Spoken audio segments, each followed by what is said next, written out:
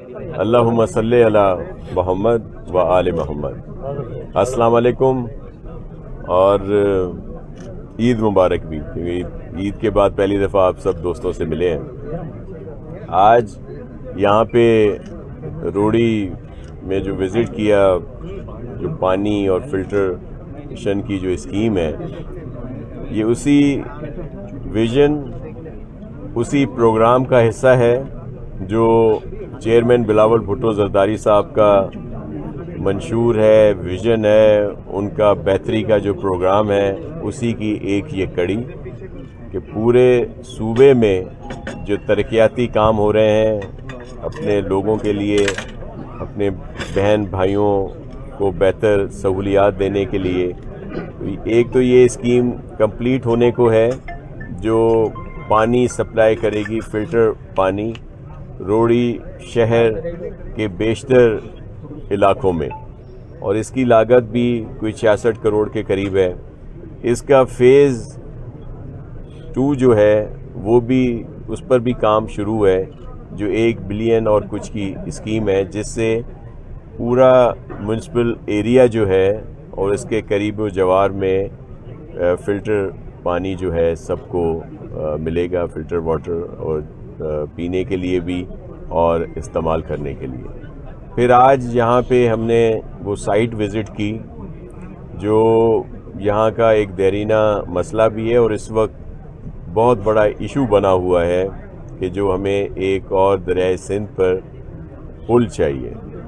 اور اس کے لیے آنریبل چیف منسٹر صاحب نے احکامات بھی دیے ہیں اور ہم نے اس کو اپروو بھی کیا ہے کہ جو 0 پوائنٹ سکھر سے شروع ہو کر یہاں روڑی تک وہ بنے گی، اور پھر اس کو آگے کنیکٹ کیا جائے گا ہائی وے سے بھی اور دیگر جو جانے کے آنے جانے کے جو راستے ہیں۔ تو وہ وزٹ بھی تھا، اور اس پہ کمشنر سکھر جو ہیں عابد سلیم صاحب، انہوں نے پوری ایک اپنی ٹیم، جس میں ٹی سی صاحب بھی ہیں، دیگر بھی ہیں، کمیل حیدر صاحب بھی ہیں، سب لوگ مل کر اس کا پورا بنا رہے ہیں، اور ہماری ٹیکنیکل ٹیم جو ہے وہ بھی ان کو اسسٹ کر رہی ہے، تاکہ یہ سب کے لیے بہتری ہوگی۔ جو بلوچستان سے آنے والے ہیں، جو شکارپور کی طرف سے آ رہے ہیں، جیکم آباد کی طرف سے آ رہے ہیں، ان کو بھی یہ بڑی فیزیبل رہے گی، اور پھر جو لوگ پنجاب سائڈ سے آتے ہیں اور اس طرف جانا چاہ رہے ہیں، ان کے لیے بھی یہ بڑی ہوگی، اور پھر شہریوں کے لیے بھی آج کل جو ایشو بنا ہوا ہے سکھر روڑی کے شہریوں کے لیے، ہمارے بھائی بہن بڑی تکالیف میں ہیں۔ بیراج پہ کام ہو رہا ہے، جو ہماری تاریخی برج ہے، پل ہے لینس ڈاؤن، وہاں پہ وہ بھی بہت پرانی ہے، لیکن ٹریفک پھنسا رہتا ہے، لوگوں کو گھنٹوں وہاں پہ رکنا پڑتا ہے، اس کو بھی بہتری کے لیے بہت زیادہ ضروری ہے۔ اور اسی طرح پورے صوبے میں کام ہو رہے ہیں، اور جس میں بہت زیادہ بہتری بھی آ رہی ہے اور آپ کو نظر بھی آ رہا ہے۔ شاہ صاحب یہ فرمائیے گا، یہ تو بڑا اچھا پروجیکٹ ہے۔ ابھی جو ہے اپوزیشن لیڈر اسمبلی کے، انہوں نے بڑی دھواں پریس کانفرنس کی ہے، اور اس میں انہوں نے سندھ حکومت کو بلدیات ناکام ہے، عید میں لوگ کیچڑ پر پاؤں رکھتے ہوئے ہیں، نماز کے لیے گئے ہیں، اور ایم کیو ایم اب چپ نہیں بیٹھے گی۔ آپ کیا کہیں گے اس کے بارے میں کہ انہوں نے آپ کی حکومت کو مکمل ناکام قرار دیا؟ اگر پہلی دفعہ ایسا انہوں نے کوئی بیان دیا ہے تو پھر تو میں اس کو ضرور رسپونڈ کروں گا۔ ہم ان کی چیزوں کو، ان کی باتوں کو سیریس ہی نہیں لیتے۔ وہ کبھی صوبے بنانے کے لیے لگ جاتے ہیں، کبھی کراچی کو وفاق کے حوالے کرنے لگ جاتے ہیں، اور بھی بہت کچھ کہتے رہتے ہیں، اور ہم ان کی باتوں کو سیریس نہیں لیتے۔ پاکستان پیپلز پارٹی اپنا کام کر رہی ہے۔ کراچی میں بہت سارے پروجیکٹ جو ہیں وہ کمپلیٹ ہوئے ہیں، کچھ کمپلیٹ ہونے کو ہیں، کچھ شروع ہونے کو ہیں۔ ہم سب لوگ وہاں پہ کام کر رہے ہیں، ہمارا میئر دن رات وہاں پہ کام کر رہا ہے، اور چیئرمین بلاول صاحب کی خصوصی ہدایات ہیں کہ کراچی کو بہت زیادہ بہتر کرنا ہے۔ تو اس وقت بھی وہاں پہ بلینز کی اسکیمیں جو ہیں ان پر کام ہو رہا ہے، اور جو روڈ نیٹ ورک ہے، انفراسٹرکچر ہے پورے شہر کا، اس کے لیے بھی ایک پراپر پروگرام دیا گیا ہے، جس پہ کام شروع ہو چکا ہے، اور ہم اپنا کام کر رہے ہیں۔ وہ تھوڑے سے دکھی ہیں کوئی گورنر صاحب اور دیگر چیزوں پہ، وہ اب میں ان کو مزید دکھی نہیں کرنا چاہتا۔ ان کے لیے یہی ہے کہ وہ ایک تو پہلی دفعہ انہوں نے یہ بات نہیں کی، وہ ہمیشہ یہ کہتے رہتے ہیں، اور ہم لوگ ان کی باتوں کو سیریس ہی نہیں لیتے. شاہ صاحب جیسے کہ آپ نے گورنر صاحب کا نام لیا تو گزشتہ جو پہلے گورنر تھے وہ کہہ رہے ہیں کہ میں عوامی گورنر ہوں, موجودہ گورنر کہہ رہے ہیں میں آئینی گورنر ہوں. وہ الزام پورا پیپلز پارٹی میں ڈالا جا رہا ہے کہ جان بوجھ کر پیپلز پارٹی نے پہلے گورنر کو کارکردگی کے مخالفت میں ان کو امپیچمنٹ ہوئی ہے. دیکھیں, یہ وفاق کا فیصلہ ہے اور وفاقی حکومت کا ہے. اگر گورنر ہمیں مل جاتا, ہمارا کوئی گورنر آتا, تو پھر تو یہ الزام ہم پر لگ سکتا تھا. ایک وہ ایم کیو ایم سے ریلیٹڈ تھے, نئے جو آئے ہیں وہ پی ایم ایل این سے ہیں, اور میرے لیے دونوں ہی جو ہیں وہ ان کے لیے بہت عزت اور احترام ہے. انہوں نے بھی اپنا وقت پورا کیا, اب یہ نئے ہیں, اب ان کو وقت ملا ہے. یہ پنجاب حکومت نے اسمارٹ لاک ڈاؤن کا اعلان کیا ہے, رات 10 بجے تک مارکیٹیں بند ہو جائیں گی. کیا سندھ حکومت بھی کچھ اس حوالے سے سوچ رہی ہے؟ دوسرا, یہ پل آپ نے بتایا کہ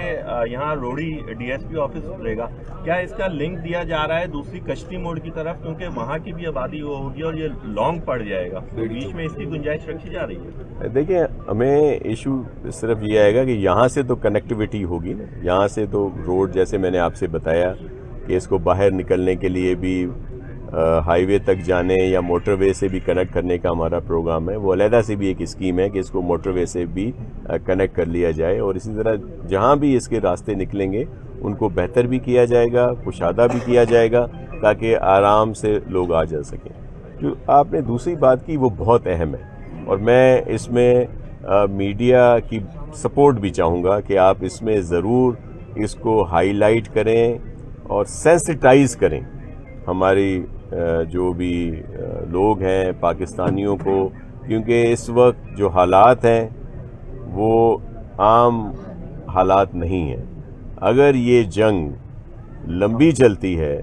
تو بہت ہی اس کے خوفناک اثرات, خطرناک اور بہت ہی مشکل میں سب لوگ آئیں گے, اور اس میں ظاہر ہے پاکستان بھی ہے, اور اس میں سب سے اہم چیز جو ہے وہ انرجی سیکٹر ہے, آئل اینڈ گیس کا جو سب سے پہلے جس کو ہٹ ہوگا. اور آپ کے علم میں ہے کہ جب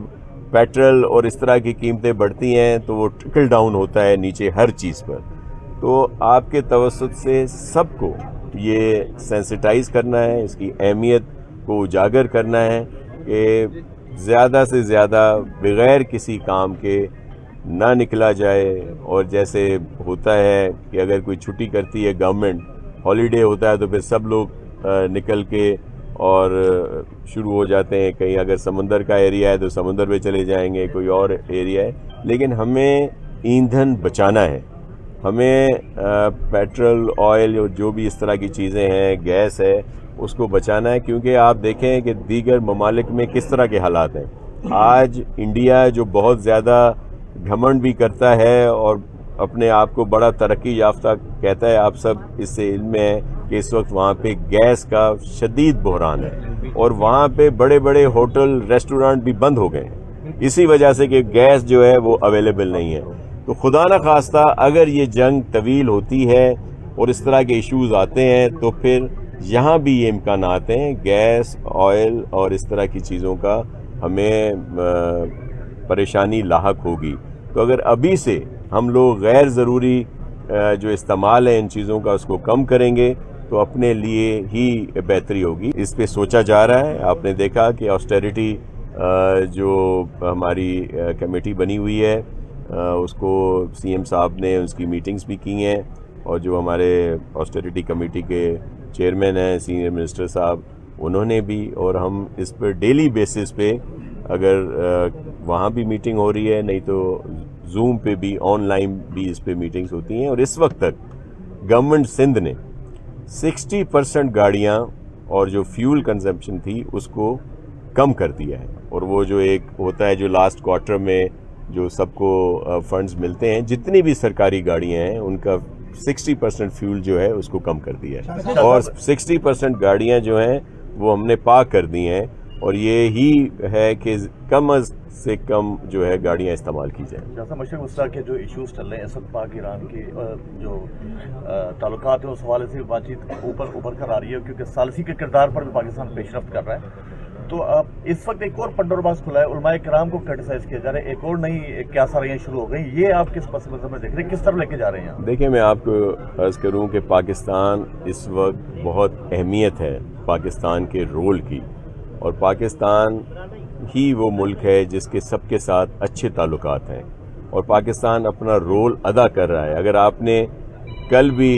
एक बड़ा जो अहम सबके जहनों में था कि जी वो कोई 48 आवर्स की जो अल्टीमेटम दिया हुआ था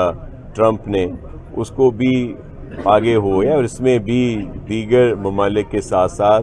पाकिस्तान की गवर्नमेंट, हमारे प्रेसिडेंट, प्राइम मिनिस्टर और फील्ड मार्शल साहब का अहम रोल है।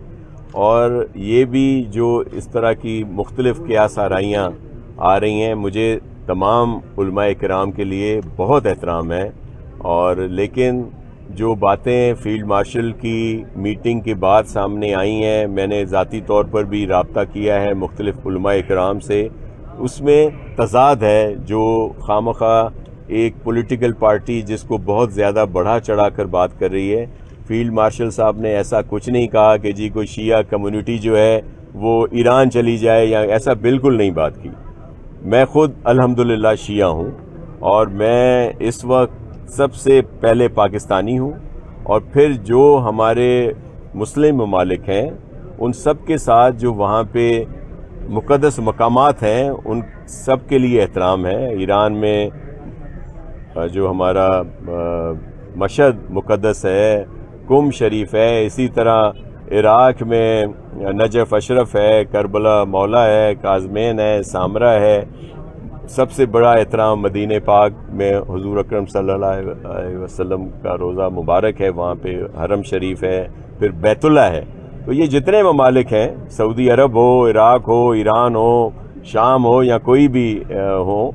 उन सब के लिए एहतराम है। लेकिन अगर पाकिस्तान की बात होती है तो मैं सबसे पहले पाकिस्तानी हूँ और मुझे इस पे फ़ख्र है कि मैं पाकिस्तानी हूँ, और हमें सब ने पाकिस्तान की बात करनी है। फील्ड मार्शल साहब ने जिनके लिए कहा कि वो ईरान चले जाएं, वो लोग जो इंतशार फैलाते हैं, एहतजाज करना, पुरअमन एहतजाज करना, कोई बात सामने लाना, हर किसी को हक है। हम सब के दिल दुखे हुए हैं, और ईरान के लिए सबसे ज़्यादा सपोर्ट पाकिस्तान की गवर्नमेंट ने की। अगर अक़वाम मुत्तहिदा में जब बात उठाई गई तो खुलकर पाकिस्तान ने कहा कि ईरान पर जुल्म हो रहा है, और इसराइल और अमेरिका ने जो ये हमला किया उसकी हम मज़म्मत करते हैं, और इसमें सारी गवर्नमेंट हमारी जो है वो साथ है। तो इस वक्त जब हम सबको साथ रहने की ज़रूरत है, तो कुछ लोग इस तरह की जो बातें कर रहे हैं उनको नहीं करनी। मुमालिक में ईरान की बमबारी भी चल रही है,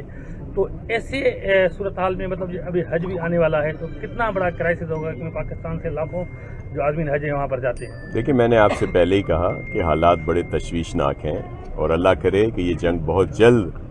ख़त्म हो ताकि पूरी दुनिया में अमन आ सके। और अगर कोई इस तरह की बात होती है तो मैंने तो आपसे कहा कि पाकिस्तान इसमें बहुत अहम रोल है, और अगर कोई इस तरह की कोई मीटिंग होती है जो अमन के लिए है तो पाकिस्तान हाजिर है, इस्लामाबाद भी हाजिर है, पूरा मुल्क हाजिर है। जहां भी आके ये मुलाकात हो, बातचीत हो अमन के लिए, तो हम हाजिर हैं इसमें। थैंक यू सर, थैंक बहुत यू।